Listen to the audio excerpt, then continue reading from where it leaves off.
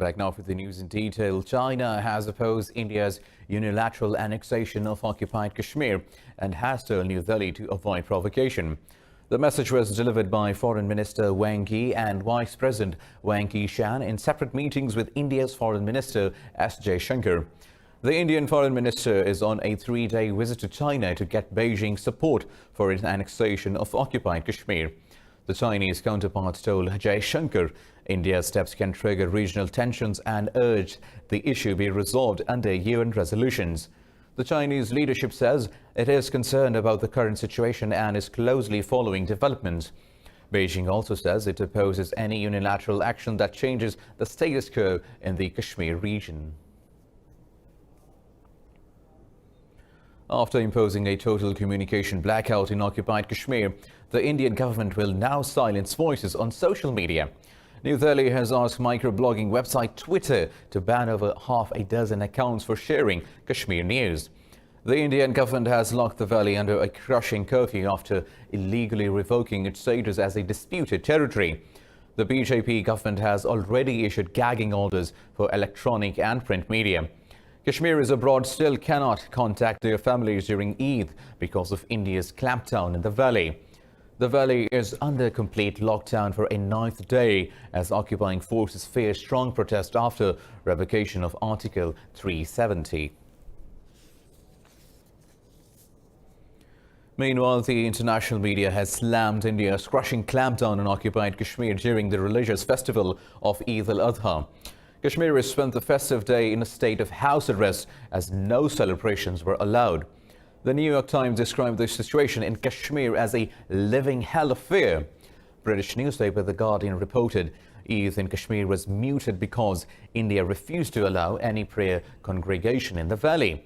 The BBC reported Eid al-Adha in occupied Kashmir was marked amid a complete lockdown. Meanwhile, Canadian newspaper The Toronto Star says India is on a dangerous path in occupied Kashmir. Turkey's leading media outlet TRT said residents of the valley were unable to make the traditional sacrifice on Eid due to restrictions. Al Jazeera said the occupied valley remained cut off from the world during Eid because of the communication blackout.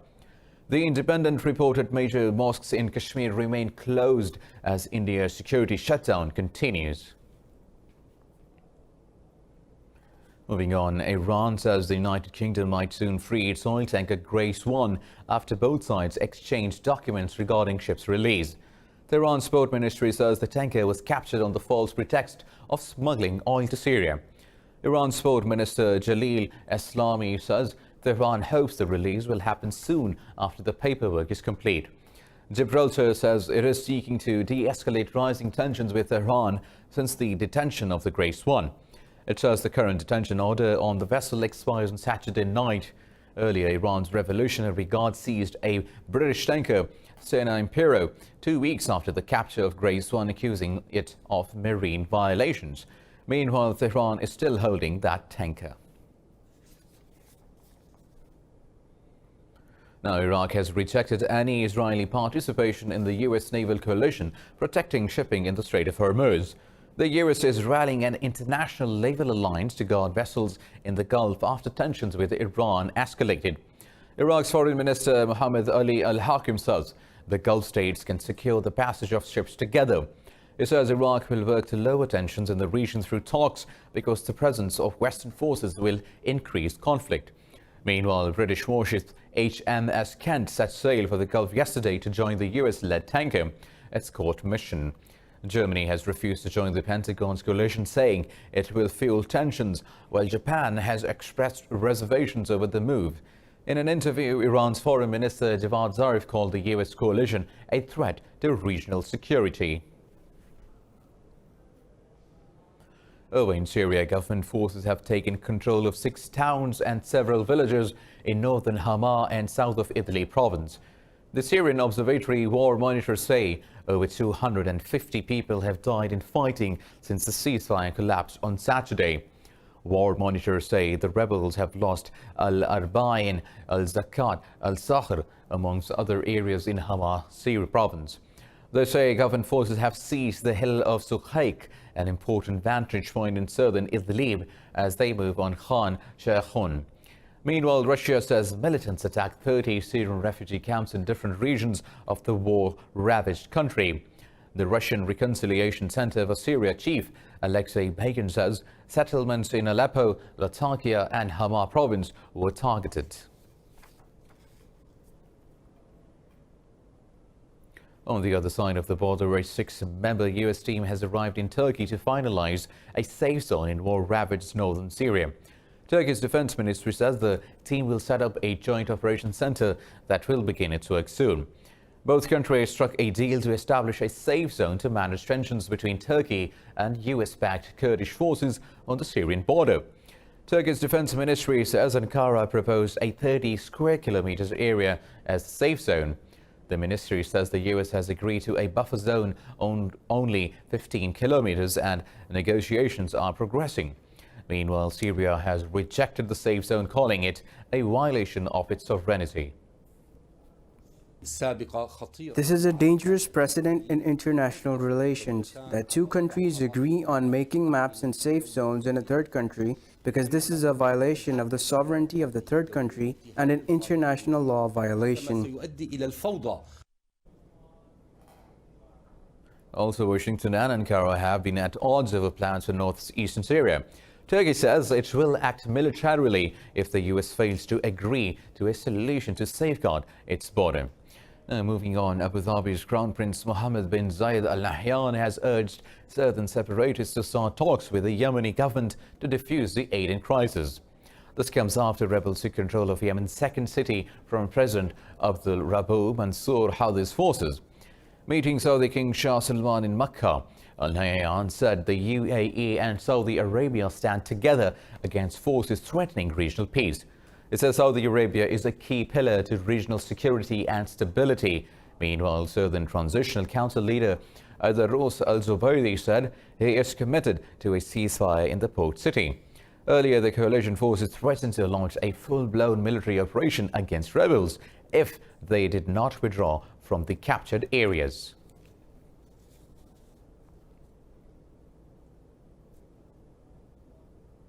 In Libya, clashes between government troops and Khalifa Haftar's forces have resumed following a 2-day ceasefire. The humanitarian truce was brokered by the United Nations for the Muslim festival of Eid al-Adha.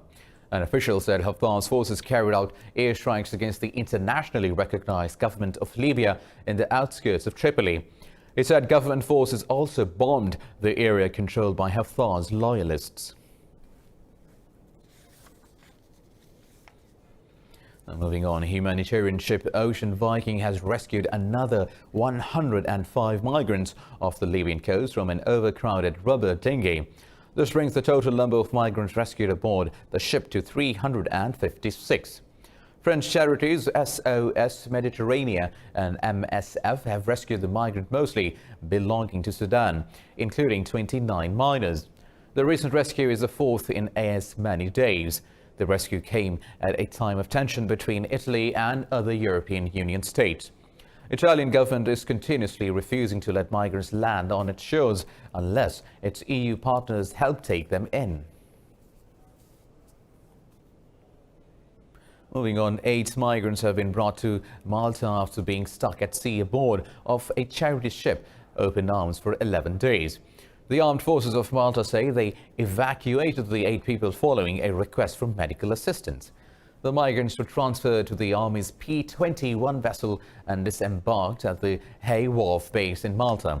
Open Arms has been at sea for 11 days since August 2nd, carrying 160 people. Italy has refused to open its port to the rescue vessel, while Malta says it will only take 39 travelers. Open Arms has refused Malta's offer, saying the government should take in all the rescued migrants or none at all.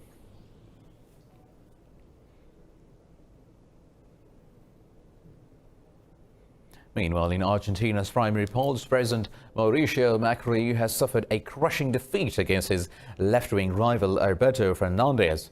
With more than 95% of votes counted, the coalition backing Fernandez got over 47% votes, while Macri received 32%. President Macri's defeat has raised serious questions about his chances of getting elected again in October's general election.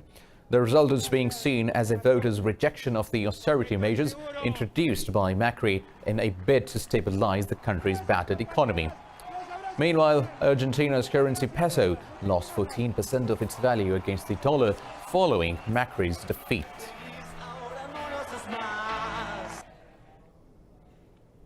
Moving on, 10 million people have been affected by Typhoon Lucio, the strongest typhoon to hit China in 2019. The Ministry of Emergency Management says the storm has affected 8 Chinese provinces. 44 people have been killed by the storm in eastern China's Zhejiang province. The emergency ministry says over 52,000 houses have been destroyed and nearly 1 million hectares of crops devastated. More than 30,000 firefighters from Zhejiang, Shanghai and Shandong provinces are carrying out rescue and relief operations. Over $42 million have been allocated to help with relief work in the affected areas. Hundreds of trains and flights have been cancelled and over 1 million people evacuated. Authorities have issued a high-level warning throughout the eastern region. Elsewhere in China, after a brief resumption of flights, Hong Kong International Airport has been shut down again after a fresh wave of protests. Airport officials have cancelled all remaining flights for a second day. Thousands of flights have been cancelled in the past 5 days as protests become increasingly violent. Authorities have advised travelers to reschedule as over 200 flights are still delayed. In a joint statement, Hong Kong's 7 civil aviation unions have urged protesters to stop their activities at the airport. Police have arrested 149 people accused of taking part in illegal assemblies and violence. Leader Carrie Lam has defended police actions towards young protesters during the weekend's hit-and-run demonstrations. Meanwhile, China's foreign ministry has warned U.S. senators and congressmen against propagating lies about the protests. More news coming up after a short break. Stay tuned.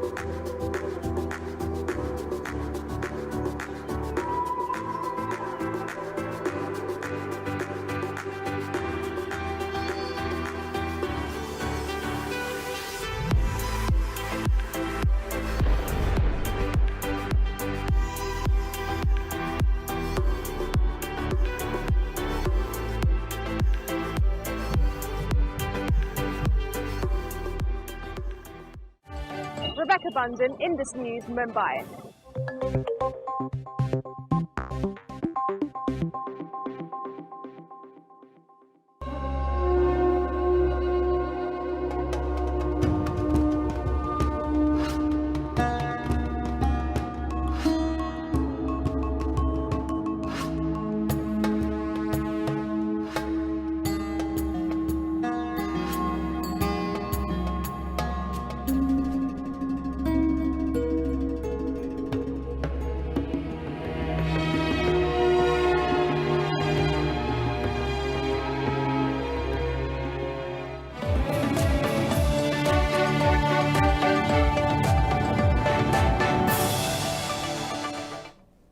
Welcome back. Now moving on with the news stories. The United States says it will deny citizenship to migrants who use public benefits.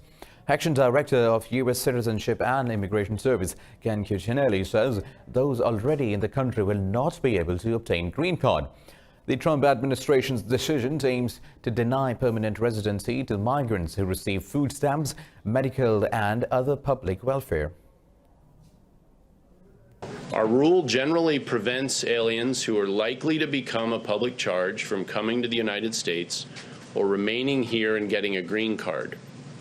Public charge is now defined in a way that ensures the law is meaningfully enforced and that those who are subject to it are self-sufficient. The new policy of inadmissibility on public charge grounds will take effect in 2 months. The decision is part of the Trump administration's effort to reduce immigration. Now, moving on, Russia says the 5 scientists killed last week in a rocket explosion were developing new weapons. Russia's nuclear agency Rosatom says it will continue testing until the end of the program, despite the blast. Meanwhile, President Donald Trump says the U.S. is learning much from the missile explosions in Russia. President Trump says the U.S. has similar but more advanced technology. Trump says Russia's Skyfall explosion has people worried about the air around the facility. Rosatom says the rocket's fuel caught fire and exploded, causing a detonation on the White Sea coast outside Severodvinsk. Russia's state weather agency says radiation levels have risen 4 to 16 times in the city after the accident. The authorities have advised residents to take precautionary measures and use more iodine to reduce the effects of radiation exposure.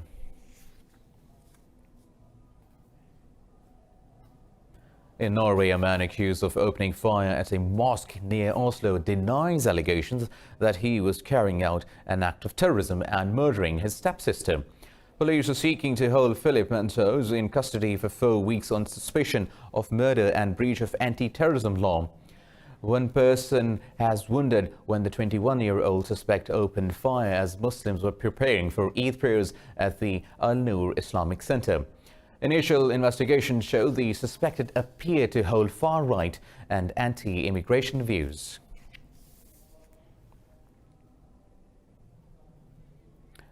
But first, there is hope for Ebola sufferers. Scientists say the disease may soon be preventable and treatable after a trial of 2 drugs showed significantly improved survival rates. The U.S. National Institute of Allergy and Infectious Diseases says the drugs showed 90% survival rate in a breakthrough trial. The U.S. has developed the cure using antibodies harvested from Ebola survivors. Director Anthony Fauci says 2 of the drugs have shown highly effective results in treating the disease. Fauci says the drugs work by attacking the Ebola virus and antibodies and neutralizing its impact on human cells. Health officials say drugs will now be used to treat all Ebola patients in Congo, where the disease has killed over 1,800 people this year. Meanwhile, South Africa is feeling the strain from having to deal with hundreds of unidentified dead bodies. Most of the corpses are thought to be of undocumented migrants. Because the bodies can't be linked to individual families, those families face a lifetime searching for their loved ones. Being the most advanced economy in Africa, the country offers the promise of better lives to people across the continent. Millions of African migrants pour into the country in search for greener pastures. After migrants enter South Africa, their families remain in the dark about their whereabouts and even about their death. Mostly, this is because there is no way of identifying them. We migrated together in 1974. I was 14 years old. Then, in 1976, I went back home, leaving Sampinya here. Since then, I didn't know whether Sampinya was alive or not. Zimbabwe's Samson Nadu is among the few lucky ones to find his uncle after 45 years. His brother and another uncle are still missing. Most probably they are already buried as paupers along with other unidentified and unclaimed people. Families don't know whether they are alive or dead. They may hear from friends, etc., conflicting information. And so parents will struggle with this ambiguous loss of just never knowing whether they actually are dead. Many of the bodies that come into morgues are accident or murder victims, found with no identity or fake identities. One of the busiest mortuaries is in Johannesburg, where 1 in every 10 bodies is unidentified. Mass pauper burials are held for them with no one to mourn their passing. An unusual treatment claiming the soothe pain and treat ailments is creating a buzz in Lithuania. The uses of this therapy lie in beds over beehives. More details in this report. In Lithuania, bee therapy is becoming popular. People believe the therapy could lower blood pressure and ease breathing difficulties. Therapists claim they use energy created by bees flapping their wings. I feel pain in my knee joint. It's like it is burning. Bees, it seems, feel a human's pain, and they take this and draw the pain out from the human. Sidrunas Japertas runs a bee therapy center in Lithuania. He says people come for different problems.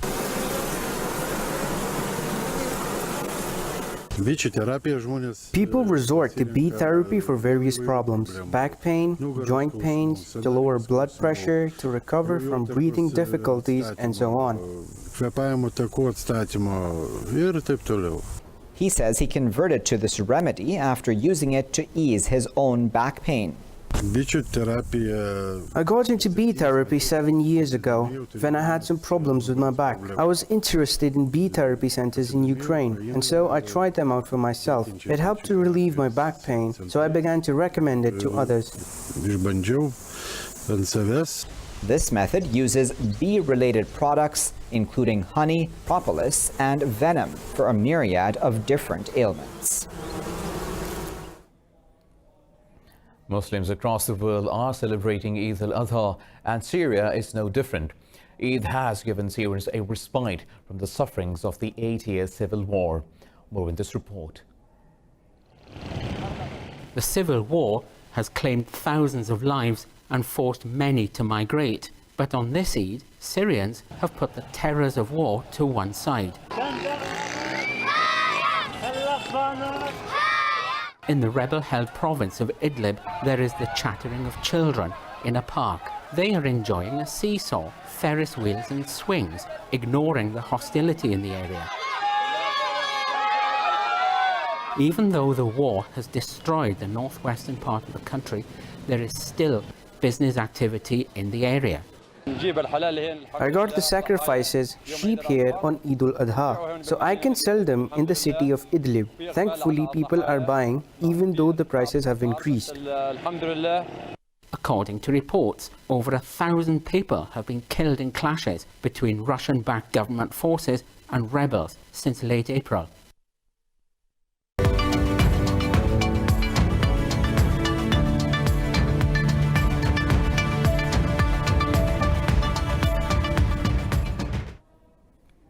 Now, Japanese Trade Minister Hiroshige Siko says Tokyo is the dark as to why the South has downgraded their trading status. This comes after Seoul's decision to drop Japan from its fast-track trade Y list. South Korean Trade Minister Sung-Hyun Mo says it is hard to work closely with a country that violates basic rules. South Korea stripped Japan's fast-track trade status following a diplomatic row. It has created a new category for members who are in the world's top 4 export control agreements but violate international trade norms. Japan is the only member in this list. Earlier, Tokyo removed South Korea from a list of favored export partners. Asian and European shares have slumped over negative news from around the globe. Political uncertainty in Italy and Argentina, the Sino-US trade war and Hong Kong unrest have compelled investors to take refuge in bonds and gold. MSCI's broadest index of Asia-Pacific shares outside Japan and Chinese stocks has slipped 1%. Hong Kong's main market index tumbled 1.7% to a 7th-month low. The Pan-European Stocks 600 index fell almost 0.5%. Milan listed shares were down 0.7%, hitting their lowest since June. Germany's DAX, London's FTSE and France's CAC all recorded losses. Meanwhile, the yuan traded close to a 7-month high against dollar. This follows US stocks dropping in a broad sell-off on Monday amid simmering geopolitical tensions.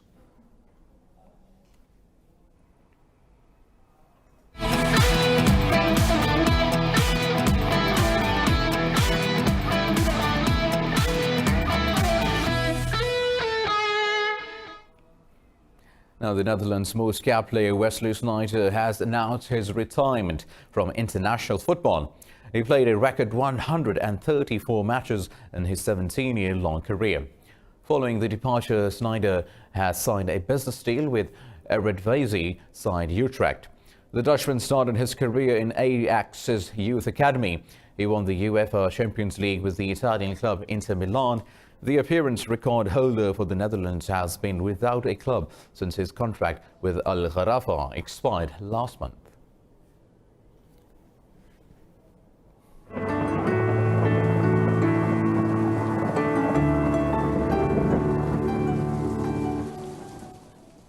Now let's have a look at the weather update across the world.